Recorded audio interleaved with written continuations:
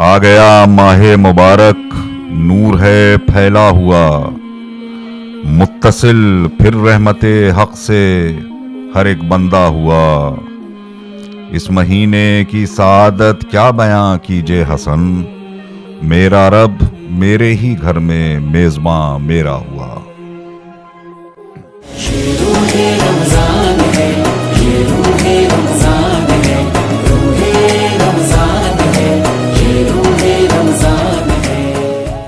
नाजरीन सलाम अलैकुम। अपनी खुसूसी सीरीज़ सिरात मुस्तकीम के साथ हम आपकी खिदमत में हाजिर हैं। आज मैं अपने ही चंद अशार से इस प्रोग्राम की शुरुआत करना चाहूँगा कि अमल तो करते हैं सभी गुज़र बसर के लिए, अमल तो करते हैं सभी गुज़र बसर के लिए, कोई इधर के लिए और कोई उधर के लिए, और मेरी जबी में अज़ल से तेरी अमानत हैं, बचा के रखे हैं सजदे जो तेरे दर के लिए।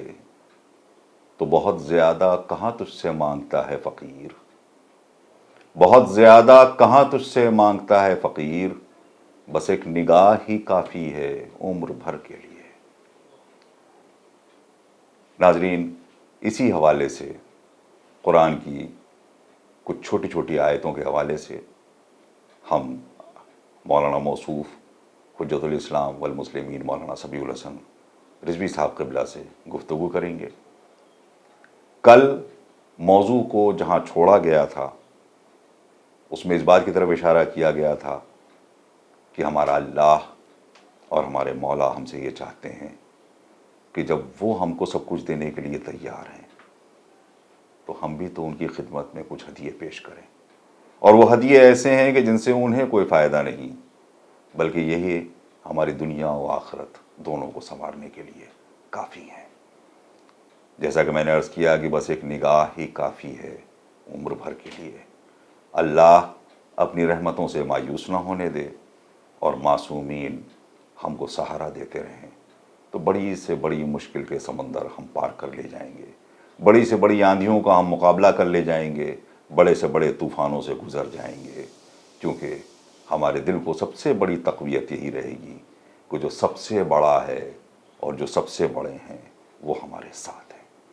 नाज़रीन, हम इस्तक़बाल करते हैं हुज्जतुल इस्लाम वल मुस्लिमीन मौलाना सबीउल हसन रिजवी साहब क़िबला का। हुज़ूर सलामुन अलैकुम। मैंने आपसे जो कल सवाल किया था, ज़ाहिर है कि उसमें बहुत ही नूरानी गुफ्तगू हुई और बहुत लुत्फ़ भी आया, जिसमें बात आपके ज़हन में होगी कि ये पहुंची थी कि हम अहले बैत अलैहिस्सलाम हमसे भी मदद मांगते हैं।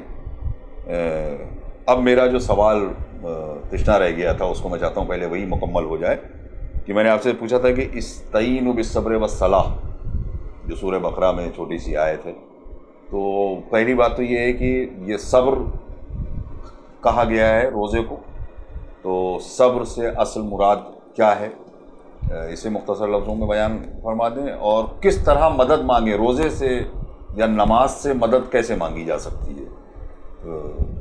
ये बिस्मिल्लाहिर्रहमानिर्रहीम, अल्हम्दुलिल्लाहि रब्बिल आलमीन, अस्सलातु वस्सलामु अला रसूलिल करीम व आलिहि ताहिरीन, ला सीमा अला बक़ियतिल्लाहिल आज़म अल हुज्जत इब्नुल हसन अल अस्करी अलैहिस्सलातु वस्सलाम।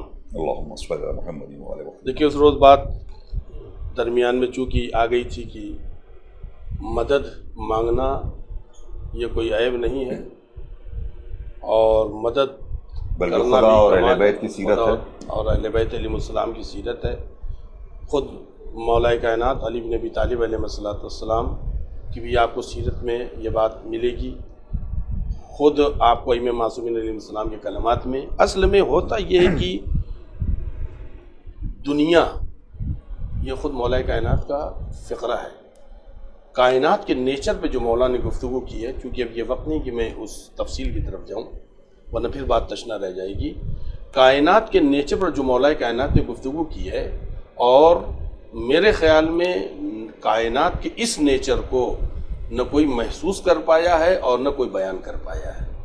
मौलाए कायनात फरमाते हैं कि जब इंसान दुनिया में आता है तो हर वक्त मौत के निशाने पर रहता है।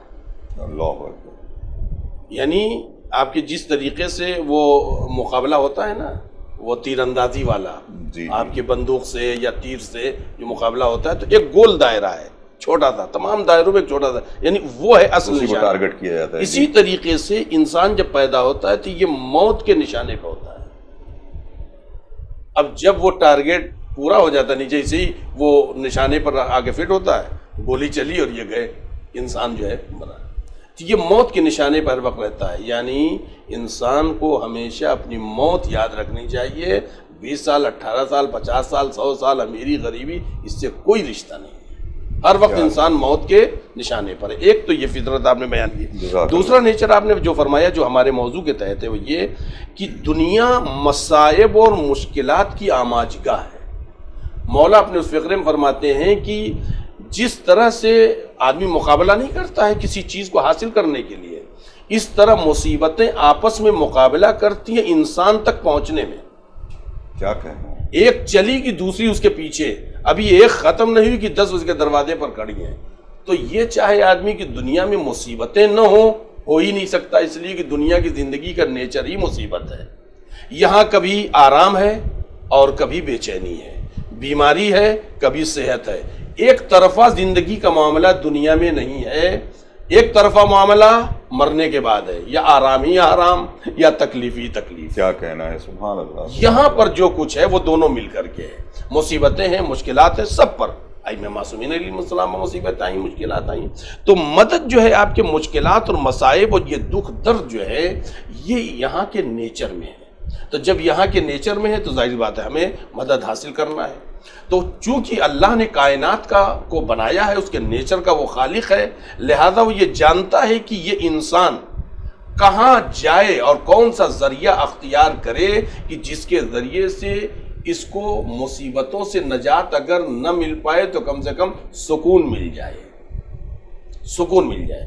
لہذا اس میں قرآن مجید کہہ رہا ہے استعینوا بالصبر والصلاۃ، تم مدد طلب کرو دو چیزوں کے ذریعے سے، ایک ظاہری طاقت اور ایک باطنی طاقت. کیا کہنا ہے؟ ظاہری طاقت کا نام نماز ہے اور باطنی طاقت کا نام صبر ہے. روایتوں میں زیادہ تر مفسرین نے یہ بیان کیا ہے کہ صبر جو ہے روزے کا نام ہے. پیغمبر اسلام حضرت محمد مصطفیٰ صلی اللہ علیہ وآلہ وسلم کے سلسلے سے روایت بہت زیادہ مفسرین نے نقل کیا. اس میں یہ کہا ہے کہ پیغمبر اسلام پر جب کوئی مشکل آتی تھی تو پیغمبر خدا روزہ رکھتے تھے اور نماز پڑھتے تھے. یعنی دونوں سیرت ملتی ہے کہ مشکل آئی تب بھی روزہ رکھا جی، اور جب مشکل دفع ہوئی تو سورہ دہر بتا رہی ہے کہ روزہ رکھا. سبحان اللہ. لہذا سیرت ائمہ معصومین علیہ السلام میں مشکلات کے مقابلے کے لیے روزہ رکھا. روزہ رکھنے سے کیا ہوتا ہے؟ روزہ رکھنے سے آدمی اندر سے، میں نے اس سے پہلے بات ہو چکی ہے، قوت ارادی، اس کے ارادے کی جو طاقت جو نفس کے اعتبار سے اندرونی، یہ ایک الگ موضوع ہے مستقل. انسان جو ڈپریشن میں جاتا ہے اصل میں قوت ارادی کمزور، اس لیے ڈپریشن میں جاتا ہے. بہت اچھی بات ہے. سبحان اللہ. اور ایک مستقل الگ موضوع ہے یہ، اور اس میں سب مبتلا ہیں. لہذا اس پر بہت سی روایتیں ہیں، آیتیں ہیں اور معصومین علیہ السلام کی دعائیں ہیں وغیرہ. ایک الگ موضوع، بہرحال ادھر جانا نہیں ہے. تو یہ اندر جو ہماری قوت ارادی ہے، جو ہماری گویا ڈیفنس طاقت ہے، دو. ایک ڈیفنس کرنے والی وہ ہے جو جسم کی بیماریوں سے لڑتے ہیں. ایک ڈیفنس کرنے کی طاقت ہے جو مانوی بیماریوں سے لڑتے ہیں. وہ مانوی بیماریاں کیا ہیں؟ آدمی کو اندر ہی اندر جو ہے کھوکھلا کرنا، اندر ہی اندر نیگیٹو پوائنٹ پہ بات کر کے آدمی کو ڈپریشن کی طرف لے جانا. روزہ کیا ہے؟ یہ قوت ارادی کو اسٹرانگ کر دیتا ہے، بہت ہی مضبوط کر دیتا ہے. جب یہ مضبوط ہو جاتا ہے تو یہ بڑی بڑی مصیبتوں میں بھی پرسکون رہتا ہے، جیسا کہ مولا کائنات پرسکون تھے، امام حسین علیہ السلام پرسکون تھے، خاندان اہل بیت، چھوٹے چھوٹے بچے کربلا میں پرسکون کیوں تھے؟ اس لیے کہ ان کی قوت ارادی مضبوط تھی. روزے کے ذریعے سے قوت ارادی مضبوط ہوتی ہے، اور نماز کے ذریعے سے انسان کا جسم طاقتور ہوتا ہے. لہذا ایک مدد کا راستہ جو بنایا ہے، ایک ظاہری ہے کہ ظاہر کے ذریعے سے تم مدد طلب کرو، اور ایک ہے جو خاموش ہے. اور روزہ چونکہ اندرونی طاقت کو مضبوط کرتا ہے، اسی لیے قرآن مجید نے اس بات کی طرف اشارہ کیا ہے. اب دیکھیے اس سلسلے میں حدیث میں ہے مولا کائنات جو مشکل کشا کائنات ہے، مشکل کشائے کائنات ہے، اس میں کوئی شک نہیں ہے کہ ہر دور کی مدد کی ہے مولا کائنات نے، انبیاء کی مدد کی ہے مولا کائنات نے، مشکل کشائے کائنات ہیں مولا کائنات. مگر جب مشکل کشا پر کوئی مشکل آتی ہے تو روایتیں کہتی ہیں مولا مسجد جاتے تھے، نماز پڑھتے تھے 2 رکعت اور اللہ سے مدد طلب کرتے تھے، اللہ سے مدد طلب کرتے تھے. اب ہمارے لیے دیکھیے بہت سی یعنی روایتیں ہیں اور میں ان تمام تفصیل کی طرف نہیں جانا چاہتا ہوں، مگر اس سلسلے میں خود امام جعفر صادق علیہ السلام کی روایت ہے کہ جب بھی مولا کائنات پر کوئی مشکل گھڑی آئی یا کوئی مشکل وقت آیا، کوئی مصیبت کی گھڑی آئی ہے تو آپ نے نماز کے ذریعے اللہ سے مدد طلب کی. یہ چھٹے امام جعفر صادق علیہ السلام کی روایت ہے. اور کبھی بھی ہمارے ائمہ معصومین علیہ الصلوۃ والسلام نے جب بھی مصیبت آئی ہے تو انہوں نے جس چیز کو اختیار کیا ہے وہ نماز ہے. آپ کو اس سیرت میں ملے گا. دیکھیے ہمارے تھوڑی سی مشکل آتی ہے تو سب سے پہلے نماز چھوڑتی ہے، تھوڑی سی ہنسی اور خوشی آتی ہے، خود تھوڑے سے اگر یعنی مطلب خوشی کا ماحول بنتا ہے سب سے پہلے نماز چھوڑتی ہے. سب سے مظلوم، میں یہ بات اکثر کہا کرتا ہوں، ممبر سے بھی کہتا ہوں، سب سے مظلوم ذات امیر المومنین علیہ السلام کی کہ چاروں طرف سے یلغار مولا کائنات پہ ہوتی دشمنوں کی، یہ جتنے بھی ناصبی ہیں خوارج ہیں ساری یلغار مولا کائنات پر. اور سب سے مظلوم اگر عبادت مولا کائنات کی پسندیدہ عبادت نماز ہے اور سب سے مظلوم یہی عبادت ہے. اس سے ٹکراؤ پیدا کرنا، اس کے سلسلے سے گفتگو کرنا، یہ سب کیا ہے؟ یہ مظلومیت ہے امام علیہ السلام کی پسندیدہ یعنی عبادت کی. لہذا ہم نماز کے ذریعے سے اللہ سے مدد طلب کریں، اہل بیت سے بھی مدد طلب کریں. نماز کے ذریعے ہم 2 رکعت نماز استغاثہ امام زمانہ علیہ السلام پڑھیں، نماز استغاثہ امام زمانہ علیہ السلام پڑھیں، پھر امام علیہ السلام کو سلام کریں، کہے فریاد ہے مولا ہم آپ کی بارگاہ میں آئے. نماز کے ذریعے سے ہم اپنے وجود کو پاکیزہ بنائیں، نماز کے پانی سے اور استغفار کے حوض پر جا کے اپنے آپ کو دھلیں، پاک کریں، جسم کی بد کرداری اور جو ہے بے ایمانی اور دین کے خلاف جتنے بھی ہم نے عمل کیے ہیں ان تمام بدبو کو ختم کریں اور استغفار کا اسپرے وغیرہ ڈالے ہولیں 2 رکعت نماز کے ذریعے سے. اور پھر کہیں مولا فریاد ہے میں آپ کا غلام ہوں، اگر آپ میرا کام یہ نہیں کریں گے تو کون کرے گا؟ نہیں، اور خود مولا کائنات کی ایک جو نماز حاجت ہے اس میں غلط فہمی بھی دور ہو سکتی ہے بہت آسانی کے ساتھ، مگر اس میں جو نماز حاجت مولا کائنات کی ہے اس میں صاف صاف یہ جملہ ہے کہ اللہ اگر تو بہتر سمجھتا ہے اس کو میرے لیے تو اسے ضرور پورا کر دے. اور اگلا جملہ یہ ہے کہ اور اگر تو اسے میرے لیے میرے حق میں بہتر نہیں سمجھتا ہے تو میری اس دعا کو رد کر دے. تو اللہ بہتر سمجھنے والا ہے، بالکل ویسے ہی کہ جیسے کہ بہت ساری بچوں کی خواہشیں ماں باپ پوری اس لیے نہیں کرتے ہیں کہ وہ بچوں کے لیے بہتر کیا ہے وہ سمجھتے ہیں. اس بات خود اس میں دعا افتتاح جو امام زمانہ علیہ السلام جی ہاں اس میں موجود ہے.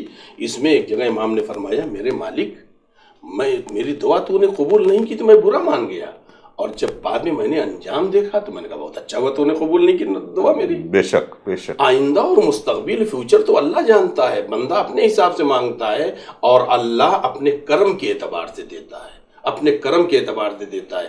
بچہ جیسے کہ بخار کی حالت میں آئس کریم مانگ رہا ہے، رو رہا ہے، چیخ رہا ہے، تڑپ رہا ہے، آپ نہیں دیں گے، سب کچھ دے دیں گے مگر وہ آپ نہیں دیں گے جبکہ بچہ وہی مانگ رہا ہے. بچے کو بعد میں پتا چلے گا کہ یار اچھا ہوا انہوں نے نہیں دیا، میرے والدین مجھ پر مہربان تھے تبھی نہیں دیا. اگر ہماری کوئی دعا قبول نہیں ہو رہی ہے اس کے بہت سی وجہ ہیں، بہت سے ریزن ہیں، اس میں سے ایک وجہ یہ بھی ہے ہو سکتا ہے جسے ہم مانگ رہے ہوں وہ ہمارے حق میں فائدے مند نہ ہو، آئندہ میں وہ ہمارے لیے پریشانی کا باعث بنے. اور اس میں خاص طور سے جو بچے کمپٹیشن وغیرہ میں بیٹھتے ہیں، جو نوجوان آپ کے یعنی مطلب واقعہ لطیفہ سنانے کا تو نہیں ہے مگر اس کا ایک انجام میں آپ کو بتا دیتا ہوں کہ ایک بادشاہ جو ہے اس کا وزیر کہا کرتا تھا ہر بات میں کہ اللہ کی کوئی حکمت ہے، ہر بات میں کوئی اللہ کی حکمت ہے. ایک روز چھری لیے تھا بادشاہ، انگلی کٹ گئی تو اس نے کہا اللہ کی کوئی حکمت. بادشاہ کو غصہ آ گیا. یعنی یہ سچے واقعات میں، یہ نہیں کہ کوئی کہانیوں میں ہے. بادشاہ کو غصہ آ گیا، اس نے بند کروا دیا جیل میں. شکار کا وہ بڑا شوقین تھا، گیا شکار کھیلنے. دوسرے روز وہ ذرا سا سپاہیوں سے الگ ہو گیا، کچھ ایسے علاقے میں پہنچ گیا جہاں پر ایسے انسان رہتے تھے جو یعنی کلچرڈ نہیں ہوتے تھے، مطلب جو آدیواسی ٹائپ کے. جی جی جی. اب ان لوگوں کی اس دن عید تھی اور عید کے دن وہ اپنے خدا پر وہ قربانی چڑھاتے تھے کسی انسان کی، اس کو پکڑ لیا، لے گئے پکڑ کر کے. بادشاہ کہ ہمیں بلی چڑھانا ہے، مگر ایک کی نظر پڑ گئی اس کی انگلی میں کیا ہوا، پٹی کو کٹا، کہا نہیں مایوب نہیں چڑھائیں گے. بالکل مکمل ہونا چاہیے. کیا چھوڑ کہنا دیا ہے، سبحان بادشاہ اللہ. چھوٹ کر کے آئے تو سب سے پہلے وہ قید خانے پہنچا, کہا بھائی مجھے یہ تو حکمت معلوم ہو گئی اللہ تعالیٰ کی کہ انگلی کیوں کٹی, مگر تو جیل میں کیوں گیا یہ حکمت نہیں معلوم ہو بھائی. کہا اس کی حکمت یہ ہے کہ اگر میں صحیح ہوتا تو تیرے ساتھ جاتا.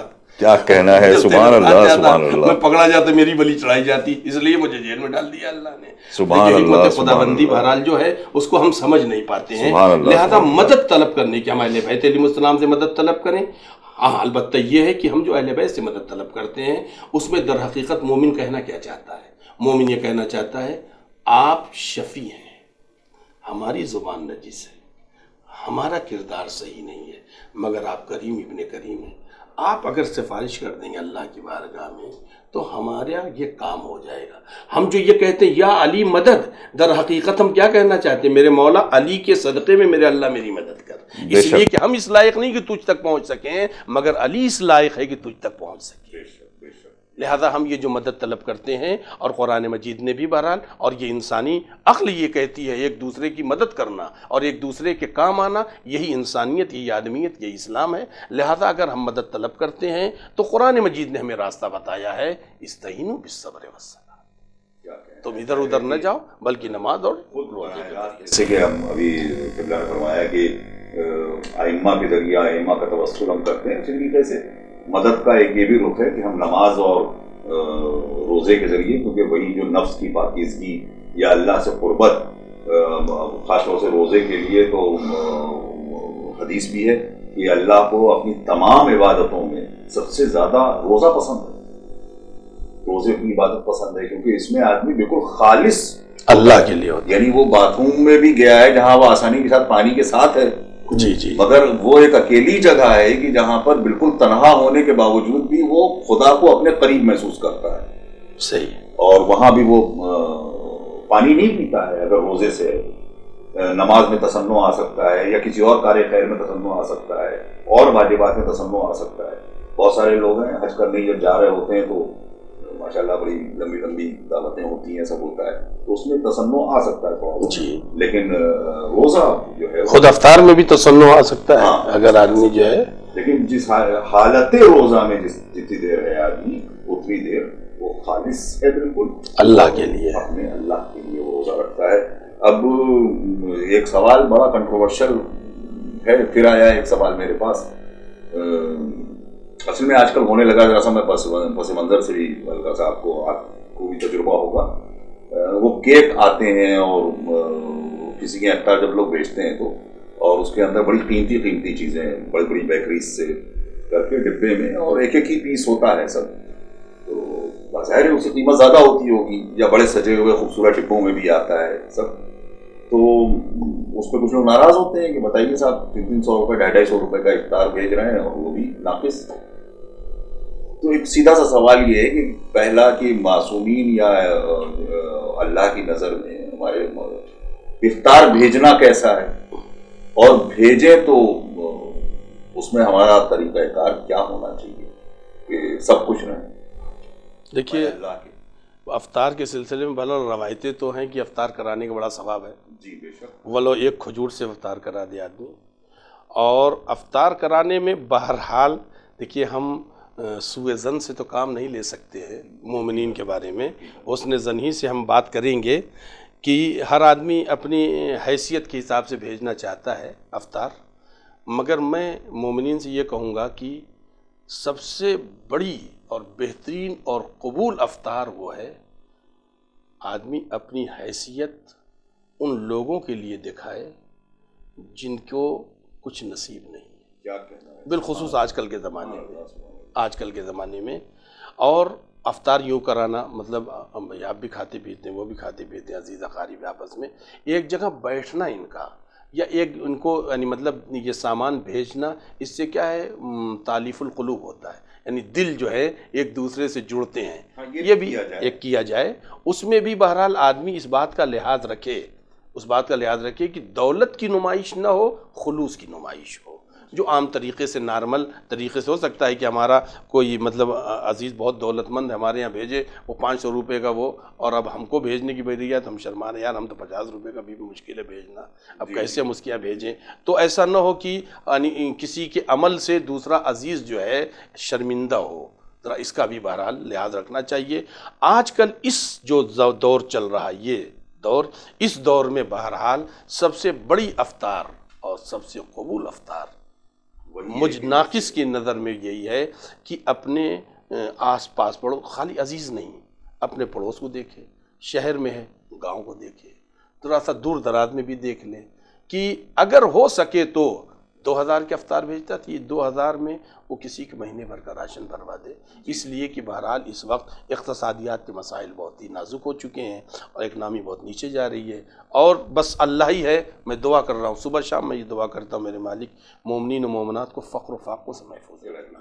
اور یہ سیرت ائمہ ہے، یہ جو ہم لوگ مجلسوں میں سنتے ہیں، ہم لوگ پڑھتے ہیں، آپ لوگ سنتے ہیں، سب لوگ یہی ہے، مولا کائنات اپنے یعنی پشت پر روٹیاں لے کر کے جاتے تھے، شب کے اندھیرے میں، اس کا مطلب مستحق تلاش کرتے تھے۔ امام سجاد علیہ السلام کو جب غسل دیا گیا تو آپ کے یعنی یہ جو کندھے پر آپ کے جو ہے باقاعدہ وہ بڑے بڑے یعنی گویا گٹھے پڑے ہوئے تھے، پتہ چلا کہ مولا روٹیاں لے کر کے رات جاتے تھے پانچویں امام علیہ السلام کے لیے۔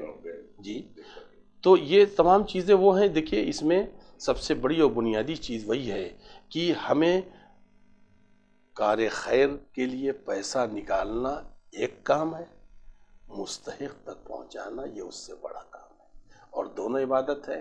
اور جب انسان کے ہاں یہ انفاق اور مستحق تک پہنچانے کا فی سبیل اللہ جذبہ پیدا ہو جائے گا تو یہ یاد رہے اللہ تمہارے بچوں کو کبھی بھوکا نہیں رکھے گا، تمہارے فقیری پھر نہیں آئے گی، اس لیے کہ یہ روایتوں میں ہے، اللہ کہتا ہے میرے ملائکہ یہ میرے بندوں پہ رحم کر رہا ہے، یہ میرا بندہ ہو کے بندوں پر رحم کر رہا ہے تو پھر میں کیوں نہیں اس پر رحم کروں؟ جی جناب رسالت مآب صلی اللہ علیہ وآلہ وسلم بھی ارشاد فرماتے ہیں کہ جو شخص صلہ رحم کرے گا روز محشر اللہ اس کے پلے کو بھاری کر دے گا، اور جو شخص قاطع رحم ہوگا بروز محشر وہ خسارے میں رہے گا، اور تمام تر اس کی نیکیاں ہونے کے باوجود بھی اس کا پلہ ہلکا رہے گا۔ اس لیے ہماری حتی الامکان کوشش یہ ہونی چاہیے کہ ہم اپنے عزیزوں سے محبت کریں، اور جن لوگوں کے حقوق اللہ نے ہم پر عائد کیے ہیں ان کے حقوق سے ہم منحرف نہ ہونے پائیں۔